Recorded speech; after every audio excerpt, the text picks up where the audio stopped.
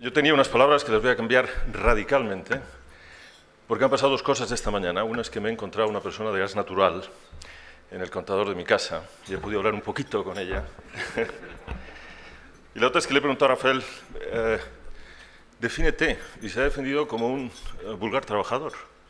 Entonces, qué cosa tan bonita presentar a alguien donde la persona que lidera la empresa es un vulgar trabajador y la persona a la que me he encontrado en mi casa, que venía a controlar el contador, es una persona contenta. Os voy a contar una anécdota, fruto de que me he cargado mi presentación, pero para mí refleja muy bien el tipo de persona que está por delante con modestia, con humildad, con sencillez y sin ningún tipo de pretensión. Y me permito utilizar un personaje americano, puesto que tengo ciudadanía americana, me siento especialmente unido a ello. No sé si sabéis, cuando Roosevelt murió, hay una tradición en Estados Unidos, esto es Theodore Roosevelt en 1945, que los llevan en tren, en este caso desde Illinois hasta Nueva York. Y Roosevelt era temido, respetado, pero sobre todo querido. En un momento determinado paran en un pueblo de Illinois y en la comitiva, un pueblo pequeñito, que había 30 o 40 personas, donde normalmente se decían unas palabras, hay una persona que está llorando desconsoladamente ante el féretro de Roosevelt. Y se le acerca alguien de la comitiva y le pregunta, pero oiga usted, esto es una persona sencilla del campo, pero usted conocía a Theodore Roosevelt, el presidente. Le dije, mire, yo a él no le conocía, pero él a mí sí me conocía. Hay determinadas personas que se preocupan más por la audiencia que por sí mismo, más por sus trabajadores que por los que tienen por arriba. Y bueno, al final gestionar una empresa como Gas Natural es complicado, porque todos tenemos cosas contra ellos, el medio ambiente, los precios, y todo el mundo está siempre machacando. Pero por otro lado, el 3% del PIB español y 420.000 personas, incluida la que yo he visto esta mañana, que cada día se levantan para chequear nuestro contador, tienen trabajos estables y de calidad. Algo que este país necesita porque es la fuente de, primero, el derecho a la felicidad, que es un derecho en Estados Unidos reconocido en la Constitución y un derecho que todos tenemos y que tenemos que demostrar con nuestro liderazgo. Hablar de Rafael como profesional creo que es innecesario, aparte que sería un rollo porque todo el mundo le conocéis. Pero lidera Gas Natural, que es una empresa de 170 años comprometida con tener la mejor experiencia posible para solucionar todos los problemas que acarrea el negocio de la energía en un ambiente medioambiental sano. No es tarea fácil y, sobre todo, intentando levantar el precio de la acción constantemente en un mercado tan complicado. Yo no tengo más que decir, más que dejaros con ese recuerdo que define a muchos líderes en España, pero a Rafael, y puesto que me ha ocurrido esta mañana, especialmente. Yo no sé quién era esa persona, pero era también un vulgar trabajador. O sea, que os dejo con un vulgar trabajador de Gas Natural, que os hablará de la empresa y luego con el diálogo y el coloquio que seguirá. Muchas gracias. De acuerdo con lo que se ha anunciado, intentaré hablarles de los retos del sector energético, concretando en dos aspectos que me son más conocidos y sobre los que me gustaría insistir, y además probablemente están más en boga en estos momentos, que son los retos del sector eléctrico y los retos del sector del gas natural. Dos retos que, de alguna manera, son los que tienen de protagonista, de alguna forma también, a nuestra sociedad, a la empresa que dirijo, Gas Natural Fenosa. Así que, si les parece, empezaré con los retos del sector eléctrico, luego los del sector gasista y, a continuación, con mucho gusto, pues atenderé a todas sus preguntas. Intentaré ir rápido en la exposición para no hacerla muy farragosa. Saben mi manía de intentar hablar de lo que está sucediendo en el sector energético a base de datos. Contrariamente a lo que suele ser opinión común, yo no creo que la información sea una información confusa o una información poco clara y poco transparente. El sector eléctrico y gasista están radiografiados hasta la médula. Es muy difícil que nada esté de una manera externa y reconocida, auditado, radiografiado y establecido. Lo que sí que podemos decir es que hay muchos datos y que ordenarlos y tener criterios sobre ellos puede ser algo confuso, algo complejo, mejor dicho. Sin embargo, es un sector donde los datos están al alcance de todos y, por tanto, quisiera hacer mi exposición hablándoles de datos, porque creo que en el conocimiento de ellos las conclusiones salen bastante solas. Comienzo, pues, si soy capaz. Me temo que no soy capaz. Ajá, muy bien. Pues ahora ya sí. Comencemos pues el sector eléctrico. Lo primero es hablar un poco cómo ha ido la evolución de la demanda y cómo ha ido también la evolución de los precios. Muy rápidamente, realmente. Hablaremos con más detalle de la evolución de la demanda. Algún aspecto más positivo hay que comentar y lo haré después en algún otro chart. Sin embargo, es cierto que excepto el último trimestre del año anterior, el consumo, la demanda global de electricidad en España ha sido negativa. No es menos cierto que la de hasta mayo, este menos 1,9%, merece algún comentario porque las condiciones climáticas lo ensombrecen un tanto, de hecho el resultado es más positivo, pero no es menos cierto de que estamos en negativo respecto al año anterior. Esa es la situación global, merece explicaciones, pero reténganla. También decirles que si bien la demanda, hablo de la brecha, es 1,9 negativo, la generación es más que eso, 2,7. ¿Por qué? Porque las exportaciones de electricidad han caído. Se hablaba de una manera muy recurrente de que teníamos grandes importaciones de electricidad de Francia. Eso no es cierto desde hace muchos años. El saldo era exportador, fundamentalmente a Portugal y Marruecos. Bien, no ha sido así ya, ha remitido esta exportación y, por lo tanto, el sector ha generado menos que incluso lo que ha caído la demanda. Este es el gráfico que permite comentar cómo está ahora la demanda en España e intentar centrarles. Miren, si cogen ustedes los datos de arriba enmarcados en un círculo rojo, ven que acumulado hasta el mes de mayo, el total consumo era menos 1,9% en relación al año anterior. Ahora bien, Red Eléctrica publica unos índices corregidos de fiestas y de temperaturas, de acuerdo con series históricas y de acuerdo con las fiestas que haya habido de más o de menos respecto al año anterior y con los grados climáticos, establece una comparación más homogénea. De acuerdo con esta comparación, el resultado no es menos 1,9, es 0. Es decir, de haber habido la misma temperatura, las mismas fiestas, de acuerdo con los parámetros históricos, estaríamos en una demanda plana. Yo creo que esto se acerca bastante más a la realidad, aunque la realidad ha sido menos 1,9. Pero la realidad corregida probablemente está en plano. Ahora bien, en el índice de abajo, además de que el total es menos 1,9 o 0 si es corregido, es interesante porque Red Eléctrica publica un índice llamado el índice de Red Eléctrica. El índice de Red Eléctrica corresponde a los consumidores de más de 400 kilovatios de potencia instalada, es decir, a grandes consumidores eléctricos, y en estos Red Eléctrica nos comunica de que ha crecido su demanda en un 3,8% de una manera bruta y 3,7% descontando laboralidad y temperatura. Bien, eso sería un dato optimista, que las industrias altamente consumidoras de electricidad están aumentando notablemente su consumo de electricidad. Lo sería.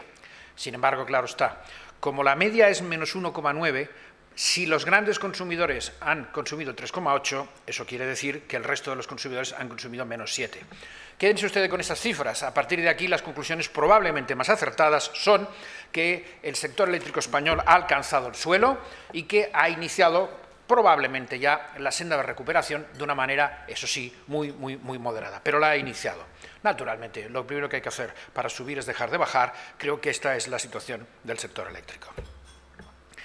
Si echamos una ojeada muy rápida de la potencia instalada de generación, comencemos por ahí, el parque de generación en España, compara 2005 con 2013, tienen ustedes toda la evolución de la crisis. Muy brevemente, yéndome a la derecha del todo, observan ustedes que la proporción de aumentos han sido, la energía renovable ha aumentado en 166%, es decir, que ha aumentado de una manera notabilísima y que los ciclos combinados de gas natural en un 100%. El resto está más o menos estabilizado, excepto la desaparición del fuel, que era previsible. En conjunto, y en el medio del periodo de la crisis, la capacidad de generación en España aumentó un 40%, cifra muy chocante teniendo en cuenta que estamos hablando de la época ya de crisis económica relevante. Quizá más importante que esto, si hablamos de la generación, ¿qué ha pasado con la generación en España? De nuevo me voy a la derecha de todo, los años que se analizan son los mismos, del 2006 al 2013, perdón, uno menos, del 2006 al 2013. En conjunto se ha generado un 1,7% menos, o lo que es lo mismo un 0,2% anual acumulativo. Es decir, muy poco menos. Suele ser otro dato, lo dejo a su interpretación, de que ha caído muchísimo la demanda eléctrica en España. En mi opinión no es cierto. En estos años, muchos años, solo ha caído un 1,7%. Ciertamente no es una cifra despreciable. Ciertamente otros podrían estar esperando en que no solo no bajara, sino que subiera, pero no es menos cierto que muchos sectores económicos estarían encantados de que en todos estos años, desde el 6 al 13, solo hubiera caído su demanda en un 1,7% en todos los años. Esa ha sido la situación del sector eléctrico. Por lo tanto, debemos buscar, es mi opinión, los problemas no tanto en la caída de demanda, que obviamente no ha ayudado a resolver los problemas, sino en otros factores, puesto que la demanda cayendo no ha caído mucho. Y en cuanto a esta generación, a resaltar que las renovables, cuya potencia instalada, la capacidad de producción creció un 160, en producción han crecido un 155, es decir, casi toda la capacidad instalada de renovable se ha transformado en producción. Sin embargo, la capacidad de gas natural, que se aumentó las instalaciones en un 100%, el consumo ha bajado un 60, absolutamente contradictorio. Es decir, aumenta, en un caso es lógico, aumenta la instalación, aumenta la producción, en el caso de los ciclos absolutamente al revés, aumenta la capacidad instalada, la instalación, disminuye la producción.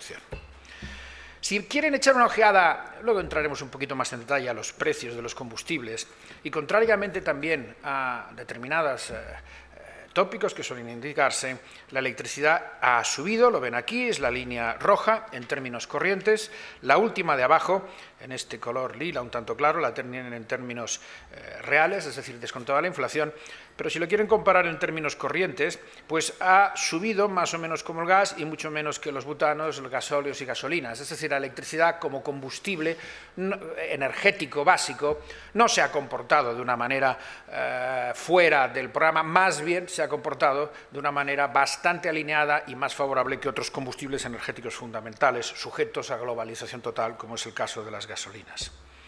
Sin embargo, y esto es necesario remarcarlo, si nos comparamos con los países, es decir, en términos absolutos comparativos, es verdad que ha subido de una manera razonable, sin embargo, en términos relativos con respecto a la UE no ha sido así.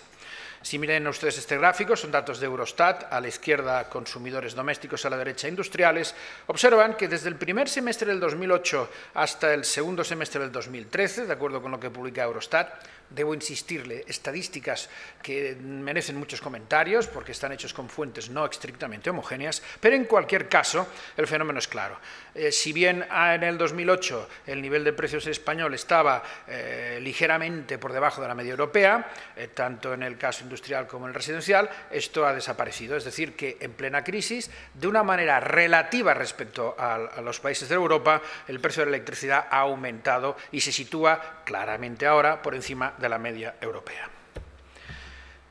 ¿Por qué ha pasado esto? Bien, para entrar en analizar qué ha pasado esto y por qué ha pasado, una rápida ojeada a cuáles son los componentes de los costes que tiene la factura eléctrica. Y tiene cuatro muy diferenciados, que luego le vamos a poner inmediatamente cifras.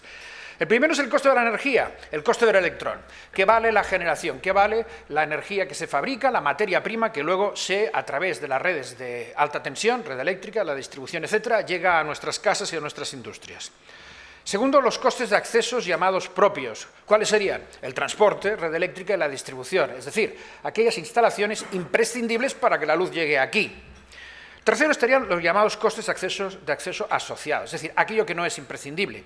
Básicamente es el capítulo de políticas públicas que apoyan determinadas cosas. Subvenciones, primas al régimen especial, planes de ahorros y eficiencias, servicios de ininterrumpibilidad, compensaciones extrapeninsulares, etcétera, etcétera. Todo este camino de costes añadidos al sistema eléctrico pues tienen su importancia, como ahora veremos, y forman otro capítulo de costes en la factura. Y finalmente los impuestos. No solo el IVA, sino los impuestos especiales sobre el sector eléctrico que ahora veremos. Esos cuatro capítulos son los que realmente están ahí. Como ustedes conocen, solo el coste de la energía está liberalizado, con grandes problemas, que luego hablaremos de ellos, y en cambio los costes de acceso propios, transporte y distribución, como los costes asociados, básicamente subvenciones, como los impuestos, naturalmente se trata de cuestiones reguladas. Las cifras, aquí las tienen. El conjunto del sector eléctrico en el año 2013 no alcanzó, casi muy cercano, los 45.000 millones de euros, de los cuales 11.593 euros fueron el coste de la materia prima, el electrón. 6.700 millones fue el coste de los costes de acceso propios, transporte y distribución fundamentalmente.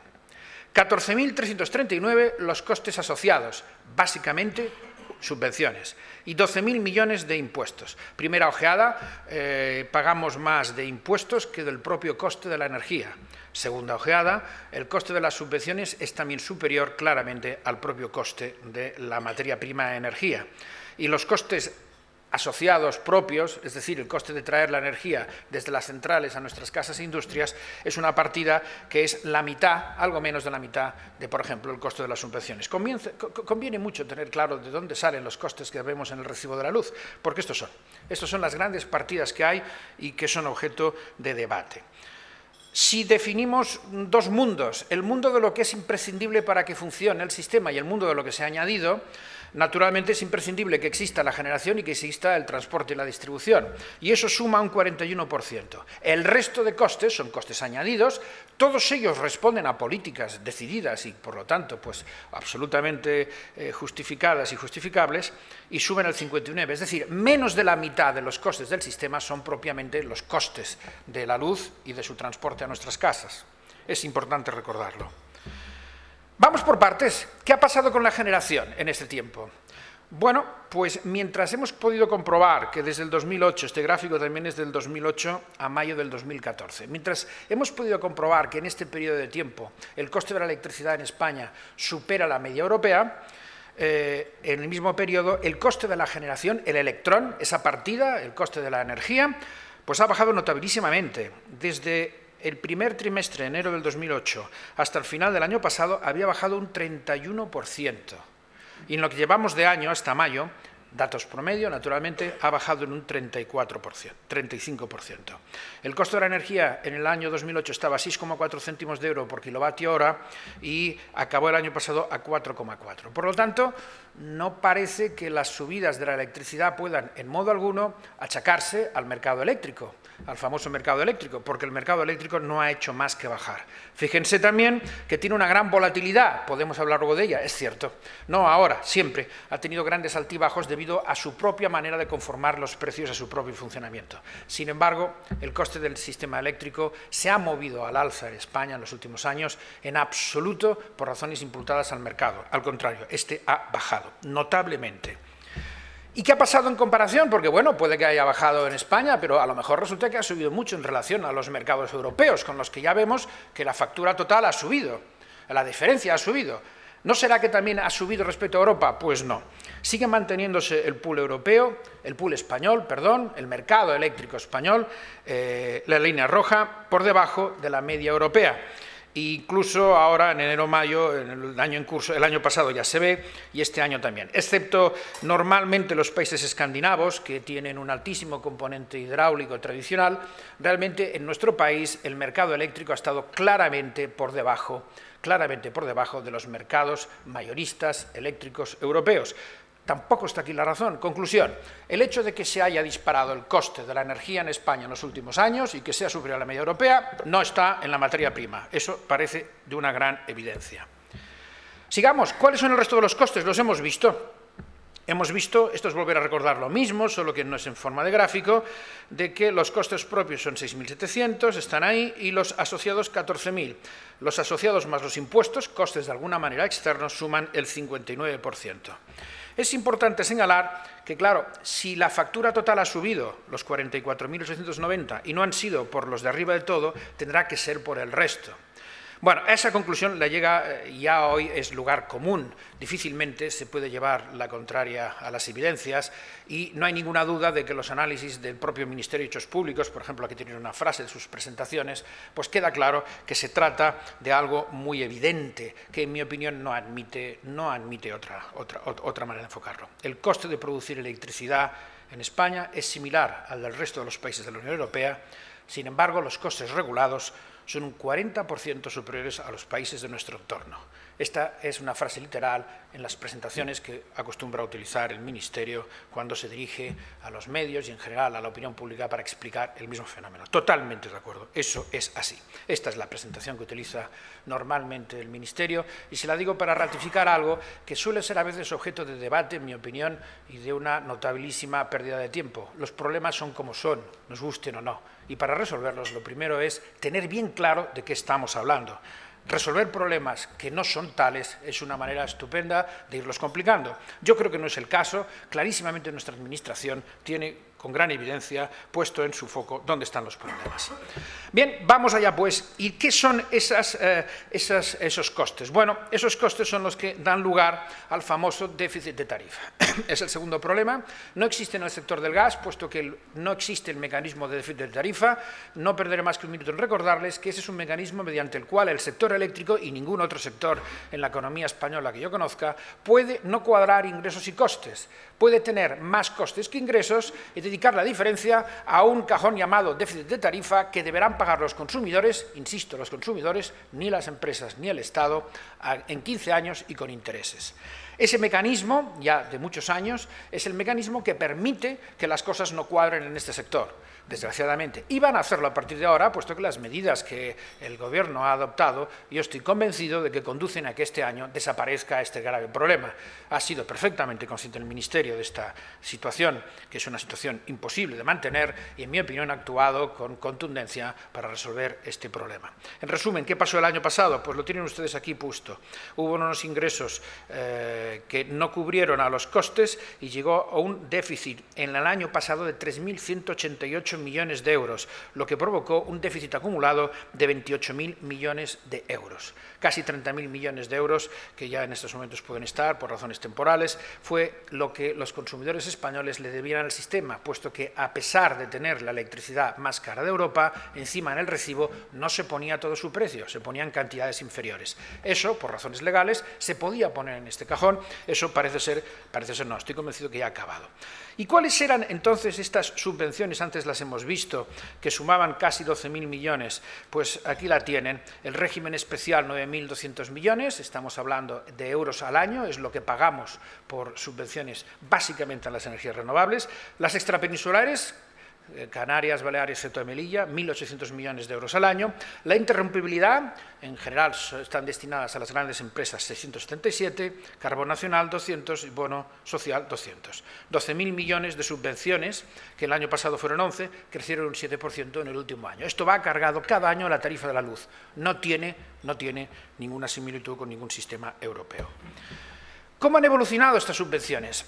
Ya con esto creo que tenemos centrado el problema. Pues miren, antes de la crisis, en el año 2008, o cuando ella comenzaba, todas las subvenciones que tenía el sistema eléctrico eran de 4.700 millones. El año pasado fueron 12.000. Es decir, en medio de la crisis le añadimos más de 7.000 millones de subvenciones al sistema eléctrico. Naturalmente, esto no podía perdurar, como así fue. Finalmente, en ocasiones hay un debate sobre el que quiero ir totalmente, pero tienen ustedes a la derecha un gráfico interesante. En la línea roja tienen el déficit acumulado en el sistema eléctrico. Y en la línea azul tienen ustedes las primas acumuladas, las subvenciones. La correlación de ambas es absolutamente clara y evidente. El sistema eléctrico español, naturalmente, no ha podido soportar estos incrementos de subvenciones hasta los 12.000 millones y ha trasladado esto forzosamente a un déficit ante la imposibilidad de trasladarlo a la tarifa. Me parece que admite poca discusión técnica. Otra cuestión distinta es, naturalmente, cómo y de qué manera resolver el problema. Si vamos más allá, decirles de que esas primas, en general, han sido aplicadas de una manera distinta por tecnología. De los 9.100 millones que corresponden al régimen especial, es decir, básicamente a las renovables, 3.700 son a la energía solar, 2.300 a la eólica, 1.800 a la cogeneración y 1.200 al resto. Es evidente y conocido, recientemente el Ministerio lo aprobó, que se ha actuado sobre estas primas reduciéndolas en unos 1.700 millones, luego hablaremos de ello porque el ajuste ha sido mucho más global que 1.700 millones. Pero esta ha sido la evolución desde el año 2004 al año 2008, antes de la crisis, 3.300 millones, 9.000 millones en el año pasado. Esta era una situación que efectivamente requería medidas urgentes, puesto que esto seguía creciendo y además, aunque no creciera, era imposible de soportar en la tarifa. Esta fue la evolución año a año del déficit. Las líneas quebradas, rojas y azules, eran los intentos de antiguos gobiernos de limitar el déficit y reducirlo a cero. No tuvieron ningún éxito y eso nos llevó al año pasado ya a 3.000 millones cuando debía ser cero. La situación, naturalmente, rompió todos los diques, sonaron las alarmas y el Ministerio llevó a cabo el desarrollo de políticas realmente relevantes para acabar de una manera definitiva con este grave problema. Como ven ustedes, era un problema ya endémico. ¿Cómo está el saldo de todo esto? Pues miren, desde origen el sistema eléctrico ha generado un déficit que se aproxima a los 38.479 millones. Lo que pasa es que los consumidores ya han pagado en el recibo 10.000. Cada año pagan del orden de 3.000 millones en el recibo, pagamos, para atender al Principado y los intereses de esta deuda. Eso quiere decir que a finales del año anterior teníamos 28.000 millones pendientes aún de pagar. De esos 28.000, 25.000 están cedidos ya a terceros, normalmente instituciones de crédito o fondos internacionales, y quedaban por pagar 3.000 millones a las empresas. Ese es el saldo. Por una parte, cómo se origina, por otra parte, quién lo está sosteniendo. Se ha colocado, en la mayoría de veces, con el aval del Estado, a inversores internacionales, quienes lo esperan cobrar en un plazo de varios años con un máximo de 15.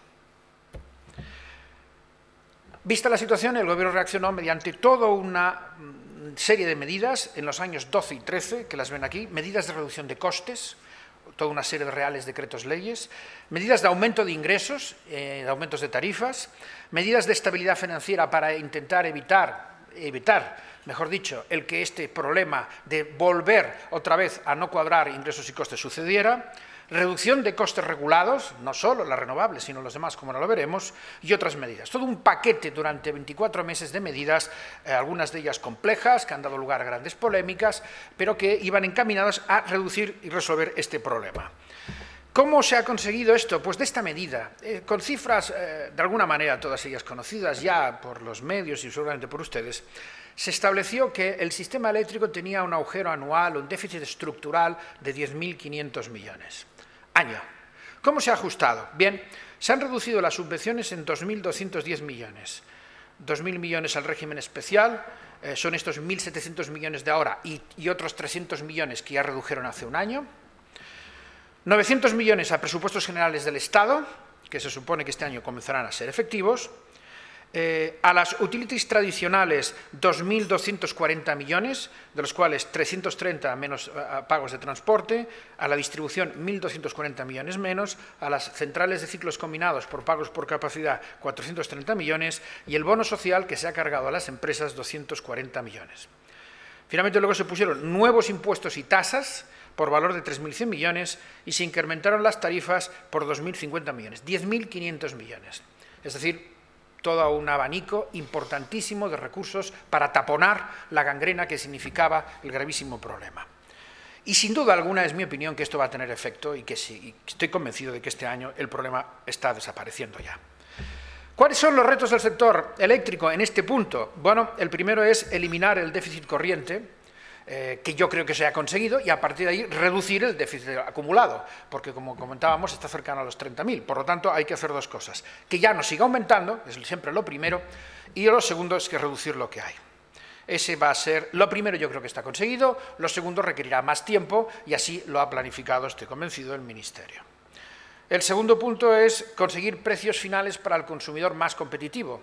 Hasta ahora hemos conseguido el primero, que es un gran problema, un enorme y urgente problema, que da el de conseguir que el sistema eléctrico español ofrezca precios más competitivos. No va a ser fácil, ese es un reto pendiente. El tercero es reforzar la seguridad de suministro. Tiene que ver con que en el sistema español no hemos perdido mucho tiempo, pero piensen que el año pasado el 43% de la energía fue renovable, por lo tanto intermitente, por lo tanto sujeta a condiciones climáticas para que funcione o no. Por lo tanto, necesitaba de backup para que haya seguridad de suministro. Cuando el problema es un 10 o un 15%, esto está a la mano de poder ser garantizado con cierta comodidad. Cuando se acerca a que la mitad del sistema eléctrico es de alguna manera contingente, comprenderán que es necesario asegurar su sostenibilidad en momentos en donde no sople el viento o no luzca el sol. Hay que fortalecer el sector. Las medidas económicas han visto que han golpeado generación, distribución, transporte, ciclos combinados, renovables, han golpeado a todo el sector de una manera muy notable. Habrá que realmente fortalecer el sector para que continúe invirtiendo y sea capaz de conseguir mejorar sus cotas de calidad y estar a la altura de los retos que sin duda alguna se van a plantear, se están planteando en el sector eléctrico. Habrá que continuar impulsando la liberalización y el buen funcionamiento de los mercados. No ha sido la prioridad ha sido el primer punto, pero estamos convencidos de que es necesario seguir impulsando, de acuerdo con las directivas europeas, la liberalización del sector y el buen funcionamiento de los mercados. Y sin duda alguna mejorar las interconexiones con Francia, por múltiples razones que estoy seguro saldrán después en preguntas o incluso cuando ahora hable también brevemente del tema del gas. Esta sería una visión rápida, estoy seguro que hay montones de puntos que requerirían profundizar, pero prefiero dejarlo a la atención de sus preguntas que ahora detenerme más en algún punto concreto. Pretendía, espero haberlo conseguido, decirles qué es lo que ha sucedido en el sector eléctrico y dónde estamos ahora. Como resumen, se ha taponado la gravísima gangrena del déficit de tarifa, quedan muy importantes problemas por resolver que he intentado de alguna manera listarlos en este chart que ven ustedes. Vamos con el sector del gas.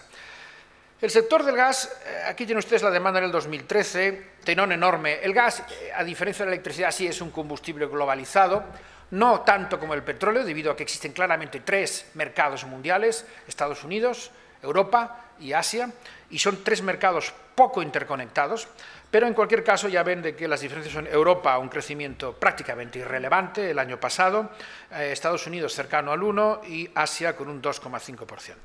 A la derecha, para que vean ustedes la diferencia de precios que hay en los mercados, y ahí empalmaríamos con el tema tan de moda del shale gas. En la línea de abajo, la roja, es el mercado norteamericano y el índice del Henry Hub, con precios lo ven entre 3, 4, 5 dólares millón de BTU. La línea azul es el National Balance Point, un índice no estrictamente homólogo al Henry Hub, pero que podría reflejar los precios en el norte de Europa. Bueno, pues en momentos ha estado del orden del doble de lo que puede ser el precio en Estados Unidos. Y la línea azul es el índice en el Far East. Como ven, sería casi 3 veces el índice en Estados Unidos. Diferencias muy notables de precios debido a que los mercados no están interconectados y que la ventaja norteamericana del shale gas no está conectada por falta de capacidad de licuefacción en Estados Unidos para exportar ese gas y, por lo tanto, unificar mercados. Por lo tanto, hablamos de 3 mercados en el mundo y hablamos de precios muy diferentes y de consumos muy diferentes. ¿Qué ha sucedido en España? En España la demanda de gas ha bajado notablemente. Aquí la tienen, el año pasado fue trimestre a trimestre bajando muy notablemente y lo que llevamos de año ha bajado un 13%. Debo decirles que este año todas las medidas de consumo energético, tanto de electricidad como de gas, deben tener presente que las condiciones climáticas han sido enormemente suaves comparativas con el año 2013 y, por lo tanto, es verdad que este año ha habido menos consumo por estrictas razones climáticas, no solo en España, también en Italia y también en el sur de Francia. Ahora bien, si analizamos la demanda por el sector, vemos que el gran problema, sobre un total, estoy en el medio del gráfico, del 13,2% negativo en lo que llevamos de año acumulado, el convencional un 12%, pero el sector eléctrico un 18%. Esto merece una gran explicación. Tradicionalmente, este año no por razones climáticas. El gráfico era en el sector convencional plano, no había reducción, no la hubo en el 13, ni en el 12, ni en el 11, ni en el 9%. Y, sin embargo, el sector eléctrico, caídas en el consumo de gas para producir electricidad superiores al 20%. Bueno, entonces ya ven ustedes que una de las conclusiones es que la crisis del sector eléctrico le ha pasado factura indirecta al sector del gas, evidente. Hace no muchos años, la mayor parte del gas que venía a España se dedicaba a producir electricidad. Esto ya no es así. Y ha sido necesario pues, digerir este menos consumo tan notable, moviendo el gas fuera de España y también siguiendo impulsando la gasificación del país, como ahora diré. A la derecha de todo tienen ustedes la tarifa de último recurso, que ha subido aunque se mantiene aún en el gas en cifras bastante moderadas. Siguiendo con esto, aquí lo tienen. ¿Qué ha pasado si comparamos el año 2006 y 2013 en los 2 tipos de demandas que hay? La generación y la convencional. A su vez, la convencional, diríamos que se puede dividir en gran consumo, industrias, y la comercial residencial. Bien, la generación, es decir, el gas para electricidad, ha caído un 58%. Es decir, casi un 60% del gas se consume de menos desde el 2006 debido a la crisis, mejor dicho, al ajuste del sector eléctrico. Sin embargo, en el sector convencional no ha sido así. No vemos esa crisis. De hecho, ha crecido el sector en un 10%. Esa es una gran noticia. La crisis en el sector del gas no ha sido una crisis con la virulencia y la importancia de otros sectores, incluso energéticos, sino que el gas, tanto para industrias, 8%, como para comercios y residencias, 18%, sigue creciendo en España a pesar de la crisis. El gran problema ha sido, sin ningún género de dudas, la enorme cantidad de gas que se dedicaba, ahora ya menos, a producir electricidad, que ha dejado de ser por las razones que les explico. La otra buena noticia para el sector del gas es de que, a pesar de la crisis, sigue aumentando tanto el número de clientes, puntos de suministros que se captan, y naturalmente, en la actualidad, como ustedes comprenderán, no se trata de nuevos clientes por nuevos edificios, porque la construcción, pues ya sabemos cómo está, sino clientes que están cambiando su manera clásica de calentar las casas, el agua o los usos domésticos de cocina por procedimientos distintos a hacerlo por gas. Sigue creciendo año a año, no crece a tanta velocidad como los años anteriores, pero sigue creciendo, al igual que siguen creciendo los municipios que adoptan gas.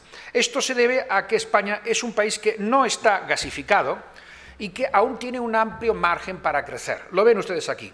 Mientras que el porcentaje de penetración del gas natural en Inglaterra es 85 o en Francia del 35, en España es del 27. Es decir, queda amplio porcentaje en España para que el país se gasifique y, por lo tanto, aún hay muchos hogares, muchas casas, muchas industrias, muchos comercios, muchas poblaciones que aún no tienen gas y, por lo tanto, aún hay capacidad de crecimiento a pesar del freno en la edificación. Sin embargo, estaba el problema de la producción eléctrica a través de gas, los llamados ciclos combinados. Miren, en el año 2006, 2007, 2008, pues los ciclos combinados, que son las instalaciones que producen esa electricidad a través del gas natural, trabajaban un 40 o un 50% de su tiempo. Que sepan ustedes que en el corriente año es un 9%. Este es un terrible problema porque fueron instalaciones creadas para trabajar que menos de un 40% y están prácticamente paradas. Pero con un segundo tema muy relevante, y es que estando paradas son fundamentales porque estas son las instalaciones que deben funcionar cuando no hay viento o no hay sol. Esto es así, Red Eléctrica llama y en tantas horas tienen ustedes que entrar porque si no el sistema no funciona. Con lo cual están realizando un trabajo de backup, de garantía del sistema, pero naturalmente esos son unos costes importantes que afectan a todo el sistema. Cuando en España la electricidad no firme, la que estaba condicionada a condiciones climáticas, pesaba un 10, un 15, un 20, este era un problema relativamente fácil de arreglar. Sin embargo, cuando esto ya alcanza el 45%, el problema es grave. Quiere decir, pues, haciendo un poco una exageración, pero créanme que no mucho, el que cuando se planta una central renovable hay que tener casi al lado una de igual potencia convencional lista para cuando haya algún problema, porque de lo contrario, ¿cómo vamos a suministrar? Eso es un grave problema y ha afectado al sector del gas. España, ¿cómo se suministra? Miren, lo tienen aquí. En el año 2013 el 54% fue GN, gas natural a través de tubo, de gasoducto, y el 46% gas natural licuado. Esa es una gran cuestión. Las cifras no tienen parangón en Europa. En Europa casi todos los países reciben el gas a través de gasoductos, y provenientes del este en su mayoría. No es el caso de España. Y estos datos en este año no son los normales. Lo normal es que lleguen 2/3 por barco a España y 1/3 por tubo. No fue el año pasado porque la crisis hizo bajar el volumen. Y ustedes comprenderán fácilmente que cuando baja el volumen de la demanda, antes lo explicaba por qué, por el sector eléctrico, es fácil desviar los barcos a otro país. El gas que viene por tubo es más difícil de desviar. En conclusión, cuando hay caída de demanda, se ajusta por el gas natural licuado en barco, no se ajusta por el tubo. Pero eso es importante porque permite a España estar abierta a todos los mercados mundiales de gas y no dependientes de un país, sino del conjunto de todos los países que producen gas, que son muchos. Eso, sin duda alguna, es una ventaja comparativa importante. Y aquí la tienen. En GN, que es el gas de tubo, en la parte de la derecha abajo, ven ustedes que estamos hablando de que el 55% vino de tubo, un 41% Argelia y un 12% de Noruega, a través de Francia, por el pequeño gasoducto que nos une a Francia, solo hay uno, bueno, dos de hecho, pero muy cercanos, por el País Vasco. Y el gas natural licuado, sin embargo, viene de un montón de países. Aquí están, desde luego Argelia también, Noruega, Nigeria, Omán, Qatar, Egipto, Abu Dhabi, Trinidad, Tobago, en fin, todo un conjunto de países. Cualquiera del mundo puede traer su gas a Europa. Y nosotros tenemos un montón de plantas de regasificación, tanto en la cuenca atlántica como en la mediterránea, que nos hacen ser uno de los grandes portaaviones para resolver el problema, no solo en España, sino en Europa, si nos interconectamos con Francia. También ha sido relativamente exitosa, yo me atrevería a decir que bastante exitosa, la liberalización del mercado. Fíjense a la izquierda el porcentaje del número de clientes que están en el sector gas, en el mercado liberalizado y en el regulado. En línea azul tienen el regulado y en línea roja el liberalizado. Como ven, el mercado ha madurado rápidamente, y ha madurado porque la liberalización del sector, que comenzó el año 2006, 2005, 2006, 2007, ha sido positiva. Ha sido positiva, el país se ha abierto a múltiples operadores, comercializadores, de manera de que ya hoy la competencia, en mi opinión, es completamente abierta. Piensen que cualquiera puede venir mañana con Gas España, lo entra por cualquiera de las plantas de regasificación que sobra capacidad, lo entra, todos los tubos son unas autopistas donde pagando un peaje igual para todos puede llevarlo donde quiera y lo venden en donde quieran. Y eso ha dado un gran éxito, de manera que el 70% de los clientes ya están en el mercado liberalizado. También el porcentaje de energía, la mayor parte de la energía de gas en España ya se vende en el mercado liberalizado. Podríamos decir que quedan problemas por resolver, los veremos, pero que el mercado del gas ha hecho bien sus deberes de acuerdo con las directivas europeas. ¿Y cómo están los costes? Son similares, pero distintos. No existe el problema ni de las subvenciones ni del déficit de tarifa. Sobre el sistema gasista no se puede aplicar ninguna teoría de costes que van a un cajón, de déficits acumulados, eso no es posible, y tampoco existe ninguna subvención. El sistema gasista opera con absoluta normalidad. Los costes serían, pues, el coste de la energía, en este caso es la molécula del gas, en la electricidad sería el electrón, y los costes de infraestructura, pues el transporte, la red básica, que es Enagas, fundamentalmente, y la distribución, que llega a los hogares y a las industrias. Y luego medidas fiscales e impuestos, que forman el tercer capítulo, también de alguna manera lógico. ¿Y cómo se mueven? Pues aquí los tienen. La factura del gas, 16.500 millones, recuerden 45.000 los de la electricidad, 10.000 millones es el costo de la energía, de la materia prima, de la molécula, 3.000 millones el costo de la infraestructura y el resto son los impuestos. De manera que diríamos que el coste propio del sistema, lo que de verdad pues, es el 80%, era el 41% en el sector eléctrico, y los costes asociados, las cosas de alguna manera que han ido añadidas por decisiones normalmente político-administrativas, pues son un 20%. Tiene una pinta como muy normal, sin duda alguna, si lo comparamos con otros países de nuestra zona. Los precios del gas los tenemos aquí. Estos son los precios medios de importación en España respecto a Europa. A destacar que Holanda e Inglaterra son países productores, tienen importantes autoconsumos y por lo tanto los precios, claro, pues no son los mismos. Y el precio de España está, como no podía ser de otra manera, porque el mercado está globalizado, pues está bastante en la media de todo esto, sin grandes, hay países que están por encima y países que están por debajo. Por debajo, muy cerquita, y son los productores. No nos debe extrañar, la mayor parte nos llega en barco y como comprenderán ustedes, esos son mercados completamente abiertos en donde los precios son de mercado, valga la redundancia. Vuelto a ver, si queremos ver en detalle los costes de infraestructura, que eran 3.000 millones, vemos que se dividen en dos, lo que serían infraestructuras básicas y lo que serían los costes de distribución.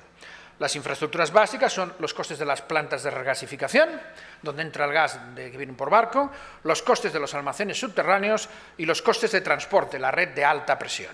Eso suma 1.700 millones. Y los costes de la distribución, las tuberías que vienen desde esos centros a nuestras casas, serían 1.475 millones anuales. Esta es la composición de los costes de infraestructura del sistema. ¿Cuál ha sido la evolución de los costes? Pues la tienen ustedes aquí porque es interesante. Comparemos 2006 a 2013. ¿Qué le ha pasado al sector del gas?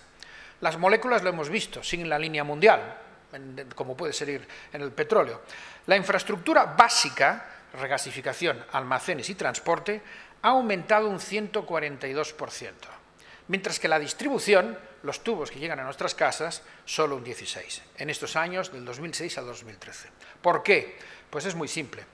Cuando se lanzó la política de que en España hubiera una alta capacidad de ciclos combinados, porque convenía y porque había de ser de backup de las renovables, naturalmente no basta con tener el ciclo combinado, la planta eléctrica. Detrás ha de tener la capacidad de tubos de alta presión que le lleven el gas y la entrada de plantas de regasificación. Esto hizo que no solamente se lanzara la política de plantas de ciclo combinado, sino la política de regasificadoras y la política de transporte. Y, por lo tanto, hubo que invertir dinero no solo en las plantas eléctricas, sino en las plantas de gas que iban a proporcionar ese gas a las centrales eléctricas. Y por eso hubo ese tirón inmenso que, desgraciadamente, ahora está infrautilizado debido a los problemas eléctricos que les he comentado. ¿Y qué ha pasado con el déficit? Estamos en otro mundo.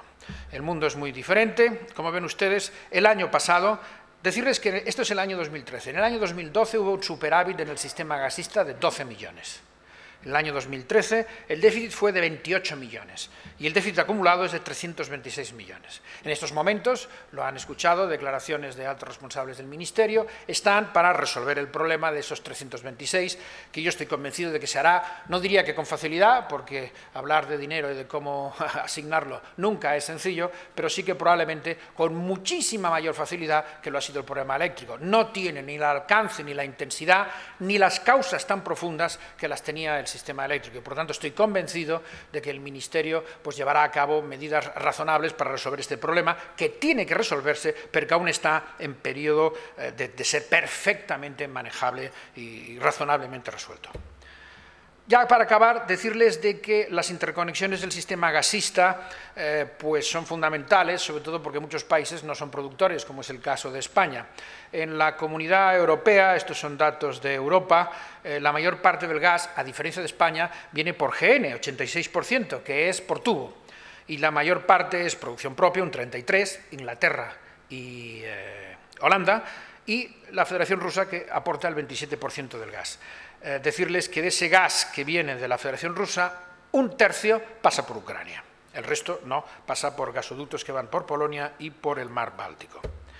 España es una plataforma absolutamente estratégica para introducir gas en el continente europeo, por barco. Tiene dos gasoductos, aparte del que pasa por el País Vasco viniendo del norte de Europa, dos gasoductos, uno por Tarifa y otro por Almería, que le conectan con Argelia.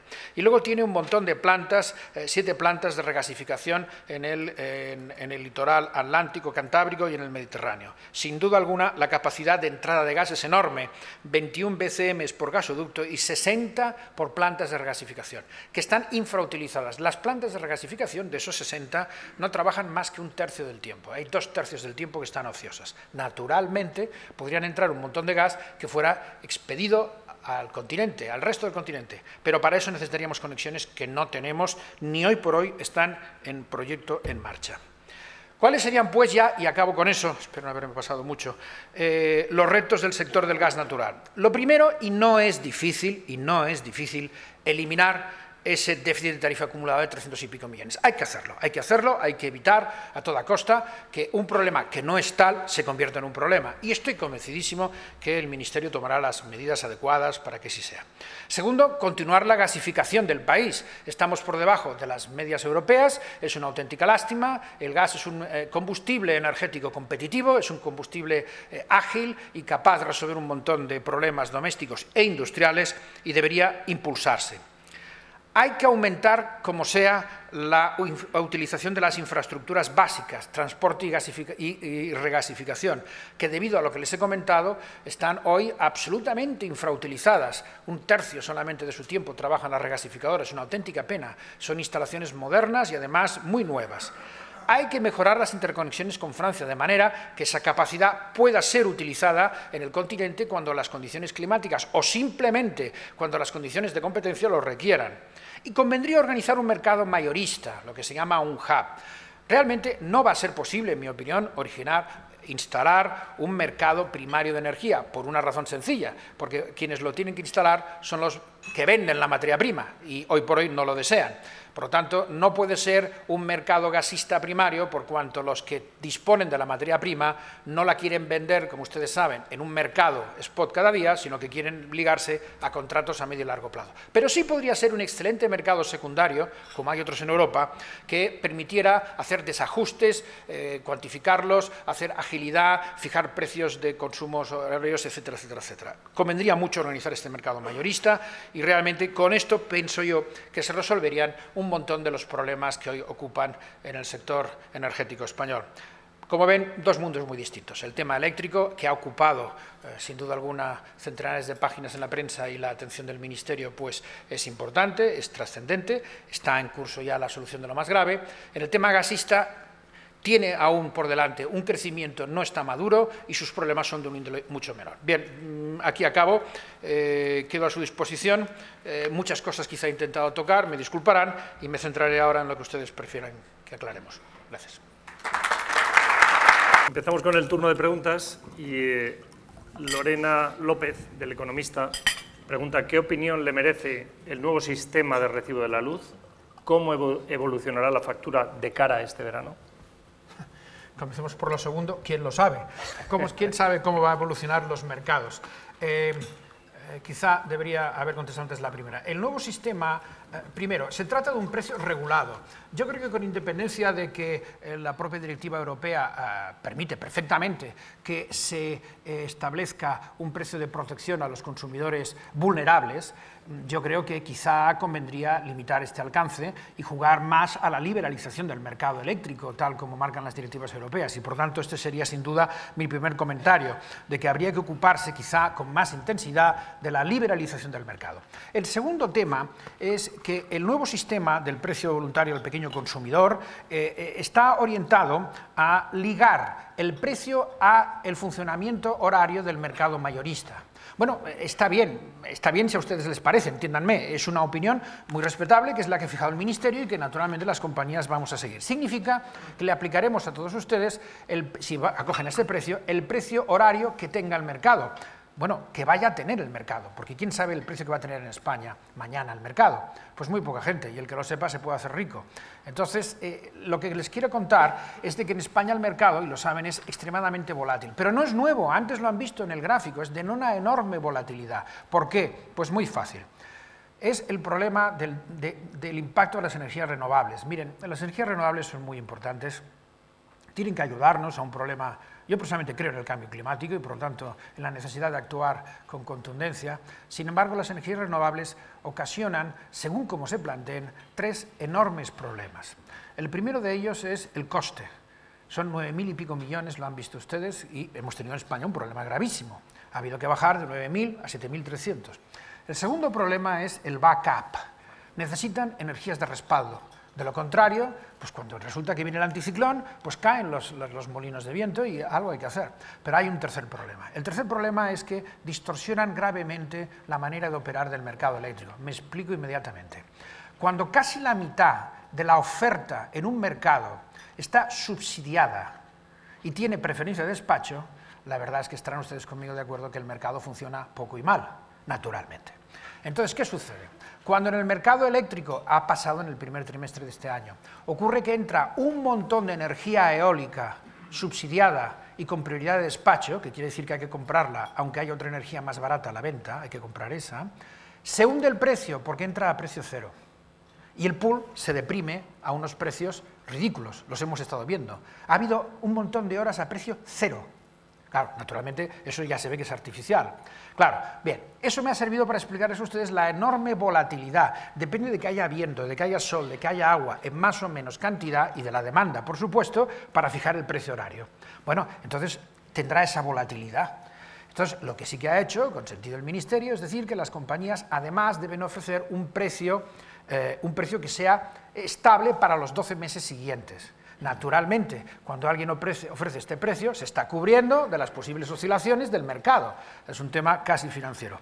Por lo tanto, decirles que el problema no tiene nada de malo el sistema, pero hay que conocerlo y entenderlo. A nadie le puede sorprender que si quiere ese sistema no se le pueda decir qué va a pasar este verano. Pues no lo sabemos. Dependerá de las horas de viento, dependerá del tema del agua, de los deshielos y dependerá de la demanda y se formará un precio. Por lo tanto, muy difícil de sostener. Sí que en cambio puedo decir sin duda que en el primer trimestre los precios han sido extraordinariamente bajos por circunstancias que no deberían repetirse. Bien, hay otra de Iñaki de las Heras de Europa Press, pero yo creo que acaba de ser contestada, porque decía cómo valora los primeros días de experiencia con los nuevos precios de la electricidad y segundo, ¿debe ir preparándose el consumidor para subidas del recibo en el segundo semestre? Yo creo que ya está contestada. Pasamos a Alberto Martín de KPMG, que dice, se habla de hibernación de ciclos, cierre del carbón nacional, hay dudas sobre la extensión de la vida de las nucleares. ¿Puede existir un riesgo para la seguridad de suministro a medio plazo? Miren, en el corto plazo existe exceso de capacidad instalada, por lo tanto no hay razones para esperar que en el corto plazo haya ningún problema de falta de generación eléctrica. Sin embargo, el problema viene por otro lugar, viene por la seguridad, es decir, hay un montón de centrales de gas, de ciclos combinados, que están paradas, solo funcionan un 10% de su tiempo, pero que hasta la fecha no tienen claras las medidas para cerrar, saben que no es posible cerrar, se requiere autorización administrativa, y en general no pueden cerrar debido a que son la garantía del sistema, porque aunque funcionan pocas horas, esas horas, si no, habrían blackout del sistema. Conclusión, el sistema está, en ese sentido, en una situación delicada, porque necesita de unas centrales que trabajan muy poco, y claro, si trabajan muy poco, se arruinan. En la Ley General del sector, que se tramitó y está vigente, se prevé la posibilidad de hibernar, y todo el sector estamos pendientes de que el Ministerio concrete cuáles serán efectivamente estas medidas para poder hibernar temporalmente y en su caso, pues no lo sé, quizá alguien incluso cerrar el exceso de capacidad instalada en centrales de gas. Ahora bien, el problema ustedes lo ven. Por otra parte, no habrá más remedio que atender a la necesidad de garantizar el backup del sistema, necesidad absolutamente evidente. Eso es lo que habrá que procurar balancear y estamos un poco a la expectativa de que el Ministerio pues, lo concrete. Bien. Manuel Gago pregunta, interconexión con Francia y gasificar más municipios son obras reales que dan trabajo y ahorran costes mejorando ingresos. ¿Qué se espera para realizarlo y qué significa en cuanto a inversión y generación de empleo?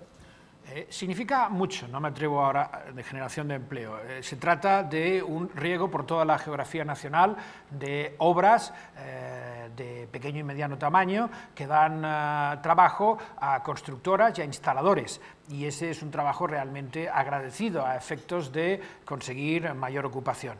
En cuanto a lo primero, el sistema gasista actual, la verdad es que incentiva el continuar gasificando el país y así se ha hecho. De hecho, en lo que llevamos, en los últimos años de plena crisis, el número de clientes del sector gasista ha aumentado por encima de los 150.000 anuales, cifra muy considerable si se tiene presente que no se han hecho prácticamente casas nuevas, quiere decir reconversiones, y eso es muy apreciable, y eso debe seguir.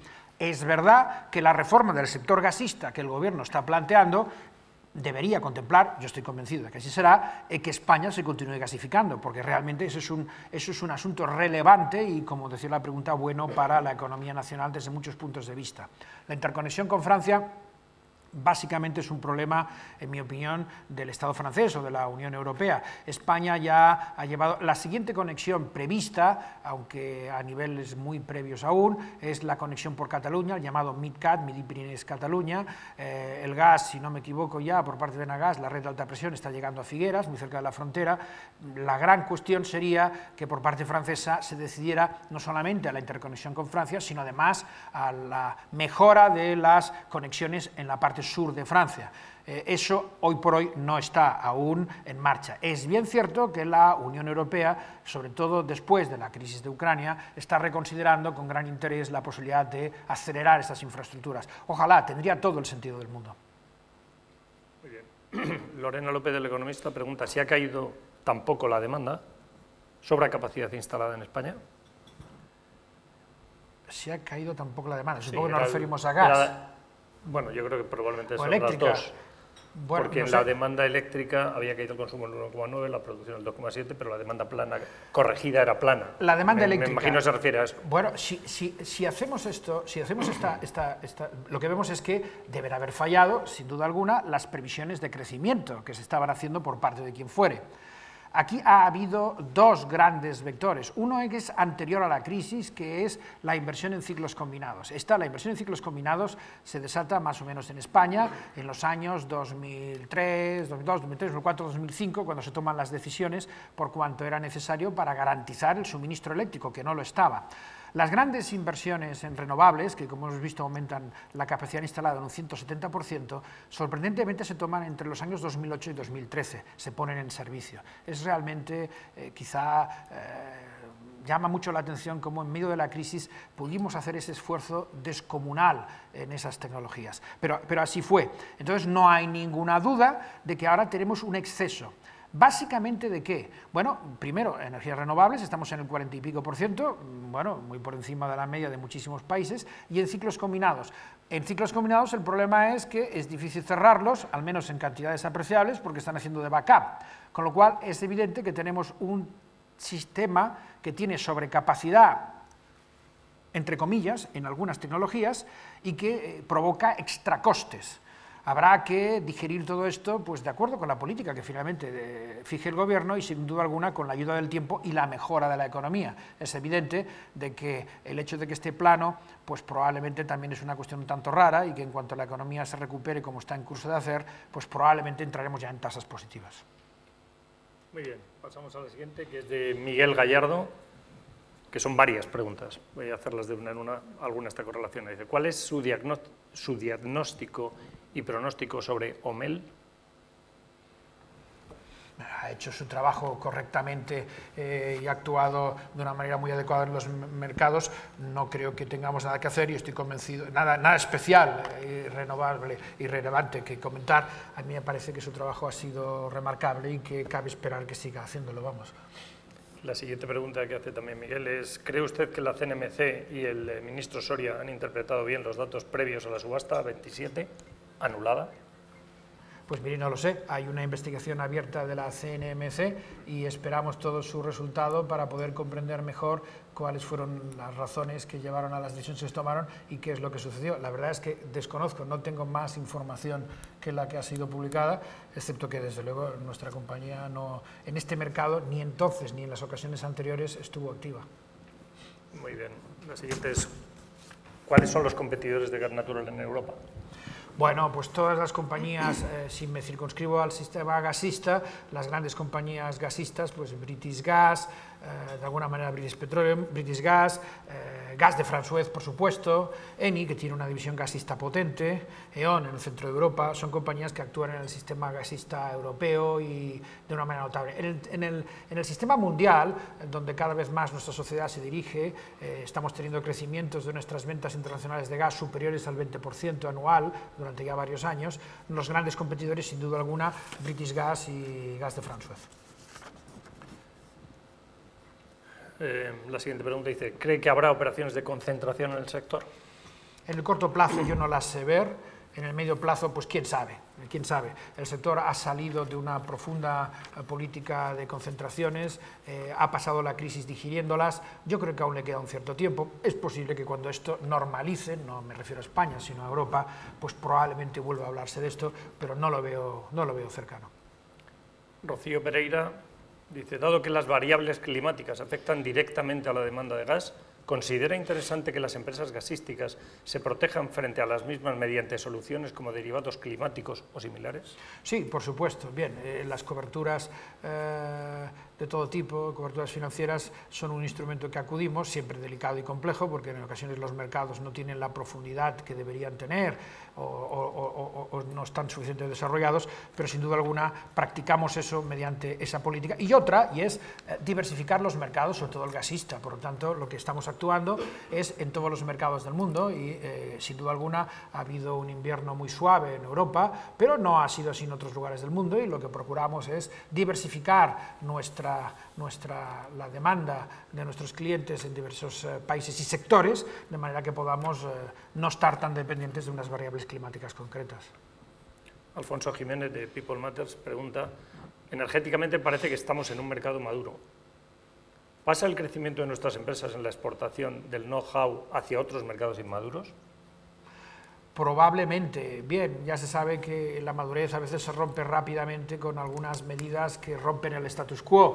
Por ejemplo, es en el sector del gas, donde Estados Unidos ha roto completamente el status quo con el lanzamiento del shale gas, que ha tenido unas implicaciones en todo el mundo importantísimas. Por lo tanto, yo diría que sí, maduro, pero con muchas precauciones, porque pueden pasar cosas tecnológicas, incluso comerciales, que lo trastoquen radicalmente, incluso políticas, como podría ser el caso de Ucrania. Entonces, no me atrevería pues, a decirlo con esa claridad que va a ser maduro. No hay ninguna duda de que el hecho de acudir a nuevos mercados, como es el caso de Gas Natural Fenosa, es el que nos ha producido el que podamos haber sostenido esta crisis, manteniendo resultados e incluso aumentando nuestra cuota de mercado en algunos otros. Es la exportación está mal dicho, es la actividad internacional la que sin duda alguna ha sostenido nuestra compañía a la vista de lo que acaban de ustedes de oír del mercado español. Pregunta también, ¿existen mercados inmaduros de energía? Sí, por supuesto. Existen muchos países en el mundo donde han desarrollado políticas muy proteccionistas que tienden ahora a cambiar abriendo los mercados y que va a dar oportunidades para que introduzcamos nuestra actividad en ellos. Muchos países están ya, el último caso, el más sonado, bueno, uno de los más sonados quizá pues es México, que de ser un país totalmente estatalizado en términos energéticos, pues está abriéndolo de una manera muy notable, y esa es en general la corriente. Luego, naturalmente, hay otros países que la liberalización en curso, porque liberalizados de verdad, yo no creo que haya ningún país en energía, ni incluso Estados Unidos o Inglaterra, creo que sería del todo países liberalizados, pero no hay ninguna que están atravesando crisis de regulación que deben resolverla. La Unión Europea durante muchos años estuvo planteando la política como unas grandes líneas en energía, más una política ambiental muy concreta. Esto no ha funcionado. Ahora parece ser, y estamos todos muy satisfechos, de que también se está entrando propiamente en una política energética para la Unión Europea, que deberá sin duda alguna afectarnos. Otra pregunta es, ¿el carbón se está volviendo a considerar como oportunidad energética? ¿Crees que en España, con las reservas existentes, habrá alguna oportunidad a pesar del coste de extraerlo? Sinceramente tengo mis dudas respecto a España y respecto al mundo. En primer lugar, es totalmente contradictorio la política medioambiental que se pretende con la política de carbón. En tanto no se resuelva el tema de la captura del CO2, yo situaría este debate interesantísimo, porque por otra parte es verdad que las reservas de carbón en el mundo son las más extendidas, de las más abundantes y en un montón de países, sin problemas por lo tanto geopolíticos, pero sin embargo está frontalmente en contra de la política medioambiental. Es difícil entender una política medioambiental en la que al mismo tiempo se esté primando las renovables y el carbón. Sinceramente es muy difícil de entender. Por lo tanto, yo creo que sería necesario centrar los esfuerzos en el I+D para resolver la captura y tratamiento del CO2 antes que seguir adelante. El caso español además tiene una segunda derivada. Los muy altos costes de extracción y la calidad del carbón nacional pues hacen que realmente sea un problema muy importante. Cierto, tiene una vertiente social, pero no hay ninguna duda que la técnica, la ambiental y la económica juegan en contra. Pedro Nieto, de Ellis Partners, pregunta, ¿futuro de la producción de shale gas en España y en Europa? ¿Quién lo sabe? Como es conocido, no hay dudas de que Europa cuenta con una determinada capacidad. Aún no se sabe con gran exactitud por la falta de prospecciones para establecerlo, pero de reservas de gas de esquisto, shale gas, etc. El problema es que las políticas medioambientales y la contestación social han hecho de que, excepto algunos intentos en Polonia y tal, no se haya desarrollado como ha sido en Estados Unidos. Hoy por hoy no parece fácil y es una lástima porque no hay ninguna duda de que el impacto del shale gas ha sido y es quizá la cuestión más relevante en los últimos 24 meses que ha ocurrido en el mundo en tema de energía. No parece que Europa vaya a seguir los pasos de Estados Unidos. Por una parte es verdad que no puede, la situación demográfica y social europea no es la americana, pero por otra parte también es verdad que el cierre completo a no hablar y a no intentarlo también quizá es una mala medida. Yo creo que valdría la pena hacer los esfuerzos necesarios para que, cuidando los riesgos medioambientales que haya que cuidar, se intente averiguar si realmente tenemos o no tenemos grandes reservas de shale gas, porque el impacto económico de estas sería muy importante. Se habló de la grave situación de los ciclos combinados. ¿Se puede entender que el payback de esas inversiones se va a cumplir y el TIR de esas inversiones con los que se estimaron que se deberían llevar a cabo se alcanzarán o se acercarán a los TIRs esperados? igual para las infraestructuras de gas que dan servicio a esos ciclos combinados, que se han construido precisamente para dar la energía correspondiente a esos ciclos combinados para los momentos punta. Probablemente no. Es difícil aún saberlo, porque aquí se produce una situación curiosa que va a ser necesario. Los ciclos combinados fueron lanzados al mercado con el objetivo de cubrir una importantísima necesidad de generación española, y son esos periodos, 2003, 2004, 2005, 2006, donde se pone en servicio, 2007, una enorme cantidad para garantizar. Los ciclos combinados son ambientalmente de una polución muy moderada y, por otra parte, son terriblemente eficientes desde el punto de vista económico. Sin embargo, han sido desplazados por las renovables. En España, los ciclos combinados que se han construido ha sido un 10% menos de los que indicaba la planificación no vinculante del Ministerio, la del año 2000... disculpadme, no la tengo por aquí, no sé, aquí la tengo, sí. La de lo que estaba en el plan del 2005, se ha hecho un 10% menos. Sin embargo, es cierto de que, por ejemplo, en la energía solar se ha hecho un 900% más de fotovoltaica, de lo que decía el plan también, el plan de energía renovable del 2005. Eso ha producido un terrible desajuste.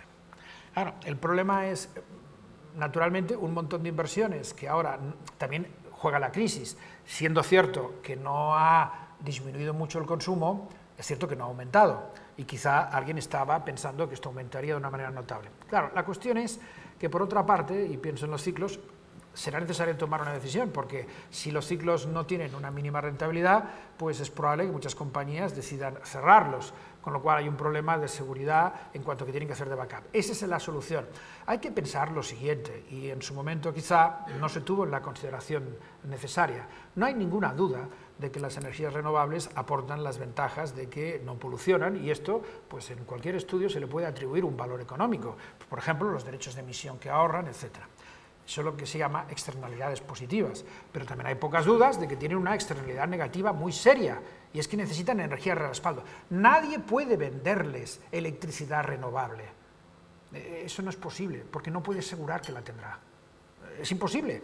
Bien, desgraciadamente, cuando se estableció esto, nadie lo tuvo presente, de que era necesario establecer detrás un respaldo, porque si no, esto no funcionaba. Claro, el respaldo no es barato, no es barato. Ahora, debe existir. Es verdad, también se comenta, y es cierto, que una muy buena interconexión con Europa nos permitiría que el respaldo fuera más eficiente y, por lo tanto, más alto. Ciertamente, es verdad. Pero bueno, lo primero es que en cualquier caso se necesitará respaldo, no tanto. Si cada país independientemente hace su respaldo y su política de renovables, esto no tiene sentido. Tiene mucho más sentido que determinados países muy ventosos tengan la energía eólica y otros menos ventosos que no hagan esas inversiones con subsidios, es evidente. Y lo mismo con la solar y lo mismo con todas. Sin embargo, la realidad es que no hemos ido por ahí, hemos ido con sistemas, sobre todo en la península ibérica, aislados, y en segundo lugar, que no hay interconexiones eléctricas. Miren, la comunidad indica que la interconexión eléctrica mínima debía ser del 10% entre países.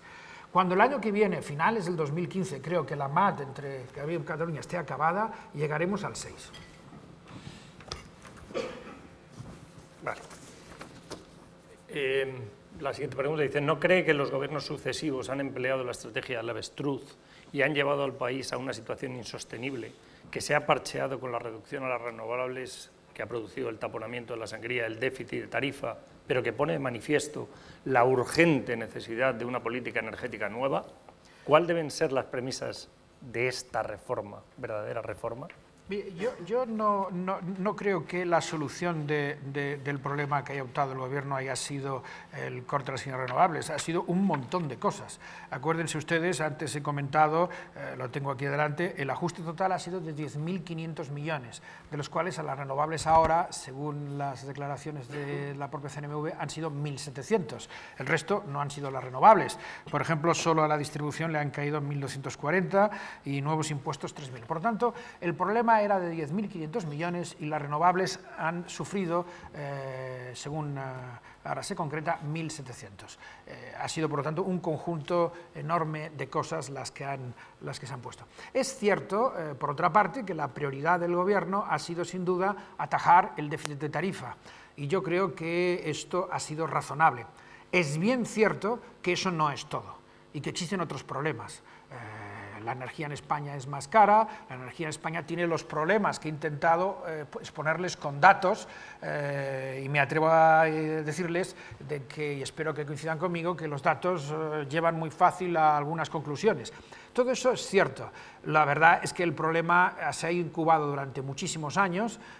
Llevar 30.000 millones, 3 puntos del PIB de mochila, es un problema realmente trascendente y quizá lo único que yo me atrevería a señalar es la conveniencia de que se contemple el problema energético en toda su magnitud. No es un problema solo medioambiental, no es un problema industrial, no es un problema social, es todas esas cosas juntas. Es un problema muy relevante y que, resuelto ya el problema del déficit de tarifa, que yo creo que lo estará, es necesario contemplarlo en toda su globalidad. Y una medida que se me ocurre, que creo que es necesaria recordar repetidamente, ya pedida por el sector, es que quizá en el sector eléctrico, quizá no, en mi opinión seguro, se le incluyen en los costes cosas que no deberían estar, que no es propio que estén en la factura eléctrica determinados costes de políticas sociales o de políticas ambientales, deberían estar en otros lugares. Y eso quizá sí sería una buena petición cara al futuro, junto con ese interés en que se observe la política energética de una manera mucho más global. Esta que acaba de llegar, yo creo que está claramente relacionada. Dice, ¿en la política energética, en su opinión, debe jugar algún papel la energía nuclear? Sí, mi opinión es que por supuesto que sí. La energía nuclear es uno de los componentes del mix y yo creo que francamente la experiencia europea es razonablemente satisfactoria y por lo tanto yo creo que naturalmente dando la prioridad que deben tener los aspectos de seguridad, que por supuesto han de estar por encima de cualquier otro, en mi opinión yo creo que sería altamente inconveniente prescindir de este sistema, de esta tecnología energética. Cuestión distinta, pero incluso ya no por razones ambientales, sino económicas, es un lanzamiento masivo, que tampoco se ve en esos momentos de energía nuclear, pero sí me parece a mí que por lo menos mantener, incluso en lo posible, potenciar las actuales plantas sería una buena medida, porque son plantas hechas en momentos en donde los costes, etcétera, etcétera, etcétera, eran muy competitivos, a pesar de que ahora, naturalmente, para que alarguen la vida habrá que invertir cantidades importantes, sobre todo en seguridad. Pero dicho todo esto, creo que salvando los estudios técnicos en primer lugar y de seguridad y después económicos, a mí me parecería que deberíamos seguir contando con lo que tenemos por lo menos. La siguiente pregunta dice, ¿qué pasa con los pequeños ahorradores que han invertido en energía solar y que ahora a mitad de partido les han cambiado las retribuciones y les han puesto en una situación de default y riesgo de cierre? ¿No es similar a las preferentes, salvando las distancias? ¿No produce esto inseguridad regulatoria y significa un problema de percepción para atraer a nuevos inversores? Miren, estoy totalmente de acuerdo con lo de la inseguridad, pero no es menos que es la inseguridad que todo el sector eléctrico tiene desde toda la vida. En el sector eléctrico cada año cambian las retribuciones.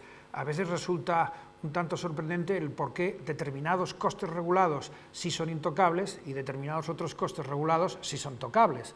Aquí la distribución, por ejemplo, o el transporte, por ejemplo, o los pagos por capacidad de los ciclos, por ejemplo, que son regulados, pues se cambian cada año y hay otros que resulta de que no es posible cambiarlos. Yo creo que me apuntaría absolutamente a que es imposible tocarlo y de que debe ser esculpido en piedra, pero añadiría todo, por favor, no solamente unas cosas, que lo sean todas. Eso nos lleva a otra consideración. Miren, los números los habrá hecho el Ministerio y la CNMC, pero le están garantizando, al parecer no, en la ley, una rentabilidad del 7,5. Miren, ya me apuntaría a muchas de las actividades reguladas a que también nos garantizaran el 7,5%, porque no nos lo garantizan. Por lo tanto, yo creo que el problema es algo más complejo que eso. Lamentablemente es triste que se cambien las reglas y eso nos quejamos todos. Desde luego también los que no tenemos grandes inversiones, las tenemos, pero no grandes inversiones en renovables, de que nos cambien las reglas. Lo que les he contado, vuelvo a insistir, 10.500 millones de ajuste, 1.700 en las renovables. El resto no está en las renovables y son también ajustes, son cambios. Por lo tanto, aquí los cambios de reglas, por desgracia, han sido la regla más que la excepción, pero no solo en renovables. Bueno, y una última pregunta, son dos, las voy a unir. Esta es para calentar el ambiente. Dice, ¿qué nos puede decir de los problemas de Castor? Y viene otra que dice, si Castor no entra en operación, ¿debería asumirse los costes a través de los presupuestos del Estado o debe ir a la tarifa del gas? Me haces preguntas que no sé contestar. Primero, no sé nada de Castor, lo siento, hemos sido completamente ajenos al proyecto y a su desarrollo y no tengo más información que la publicada respecto a esta cuestión.